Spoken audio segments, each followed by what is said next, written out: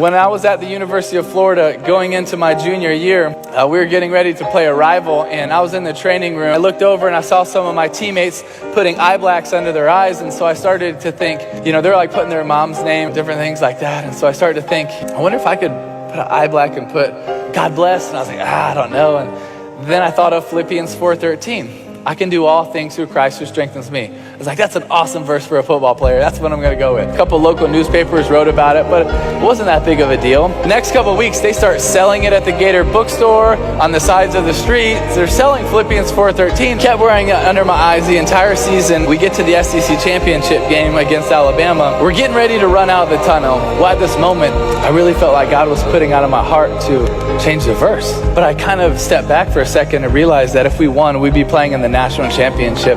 And that would be maybe the biggest stage that I would ever get to change the verse and put something meaningful on there. So we were blessed to win. In the next 6 weeks leading up to the national championship game, I was contemplating, really agonizing over what verse I was going to go with. God kept bringing to my heart and my head John 3:16. Because as a Christian, that's the essence of our Christianity. It's the essence of our hope. For God so loved the world that he gave his only begotten Son, that whosoever believes in him will not perish but have everlasting life. That's what we believe in as Christians. So I decided that's the verse I'm going to go with. We were blessed to win the national championship, and 2 days after that game, I was sitting in Ballyhoo restaurant eating grouper with my mom, my dad, one of my aunts, and Coach Meyer. And Coach Meyer gets a call from our PR guy at Florida, and he's like, all right, bye.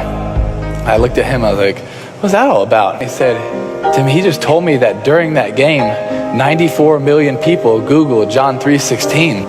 Like, really, how big the God that we serve really is. So many times we put him in a box. The God that loves us, the God that created us, the God that has a plan for us, the God that wrote a poem about your life. He is a big God that wants to do amazing things. And when we just turn around and say, hey, here, God, might not feel like a lot. Guess what? He can perform miracles. He can do amazing things. And I really believe the God that we serve wants to do amazing things in us and through us.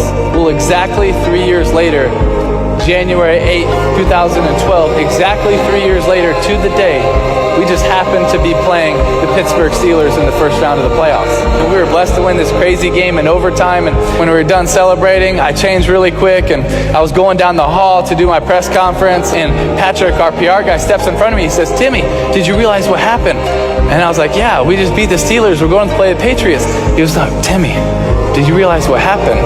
I could tell he was being serious, so I was like, what's up, man? He looks at me and says, Timmy, this is exactly 3 years from the time you put John 3:16 into your eyes. I was like, oh, really?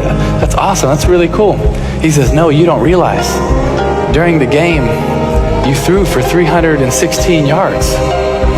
Your yards per rush were 3.16. Your yards per completion were 31.6. The time of possession was 31.06. And the ratings for the night were 31.6. And during the game, 90 million people Googled John 3:16, and it's the #1 thing on all social media right now. And I was just standing in that hallway thinking, God, I didn't know that you were doing anything. He has an awesome plan, and you might not even see what he's doing.